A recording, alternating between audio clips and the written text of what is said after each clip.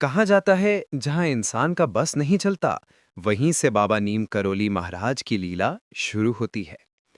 Richard Albert की किताब के अनुसार साल 1943 में एक बार बाबा फतेहगढ़ में एक बुजुर्ग दंपति के घर रुके थे। उनका बेटा फौज में था। दंपति को अफसोस था कि वो बाबा का ठीक ढंग से सत्कार नहीं कर सके। उन्होंने रात में बाबा को एक कंबल दी, जिसे ओढ़कर बाबा चारपाई पर सो रहे। लेकिन वो रात भर कराहते रहे। सुबह उठकर उन्होंने उस कंबल की एक गठरी बनाई और दंपति को उसे नदी में प्रवाहित कर देने को कहा। उन्होंने उसे कंबल खोलकर देखने से मना किया और ये भी कहा कि चिंता मत करना, आपका बेटा महीने भर में सुरक्षित घर लौट आएगा।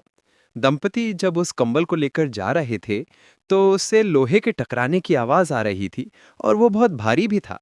लेकिन उन्होंने सीधा उसे जाकर नदी में प्रवाहित कर दिया।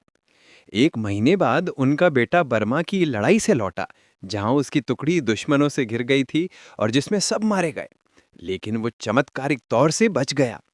अब दंपति को समझ आया कि उस दिन बाबा क्यों करा रहे थे और उस कंबल में क्या था।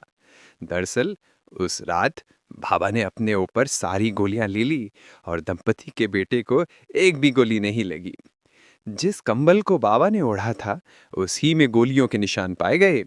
वे गोलियां बर्मा की युद्ध में उस दंपति के बेटे पर चली थीं, परंतु बाबा के चमत्कार के कारण वो बेटा सकुशल घर लौट आया। ऐसे थे हमारे बाबा नीम करोली महाराज, जो अपने भक्तों का दुख खुद सह लेते थे और उनकी रक्षा अपने आशीर्वाद से करते थे। अगर आप भी बाबा में विश्वास रखते हैं तो कमेंट में लिखिए, जय बाबा नीम करोली। राम राम। इस वीडियो को लाइक कीजिए और सब्सक्राइब कर लीजिए ताकि बाबा की और लीलाएं आप तक पहुंचती रहें। राम राम।